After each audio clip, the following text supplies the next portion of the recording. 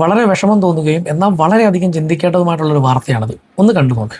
എല്ലാവരും ഞെട്ടലോടുകൂടി കേട്ട വാർത്തയാണ്. Perambra BRC block resources centre, അതായത് അധ്യാപകർക്കും കുട്ടികൾക്കും ഒക്കെ പരിശീലനം നൽകേണ്ട 2 അധ്യാപികമാർ ഈ ഓപ്പറേഷൻ തൂഫാന്റെ ഭാഗമായിട്ടുള്ള അന്വേഷണത്തിനൊടുവിൽ പിടിയിലായത്.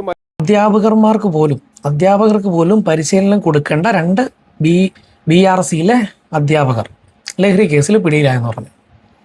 അതായത് ഈ പാഠ്യപദ്ധതികളിൽ എന്തെങ്കിലും മാറ്റം വരുമ്പോൾ, അല്ലെങ്കിൽ പാഠപുസ്തകത്തിൽ എന്തെങ്കിലും ചേഞ്ച് വരുമ്പോൾ, അല്ലെങ്കിൽ ഇപ്പോൾ ഈ ഡിജിറ്റൽ ക്ലാസ് റൂംസ് ഒക്കെ ഉണ്ടല്ലോ, ഇപ്പം ഡിജിറ്റൽ ക്ലാസ് റൂംസിൽ അതിൽ ഡിജിറ്റലി എന്തെങ്കിലുമൊക്കെ ഡൗട്ട് വരുമ്പോൾ ഇവരാണത് ക്ലിയർ ചെയ്ത് കൊടുക്കുന്നത്.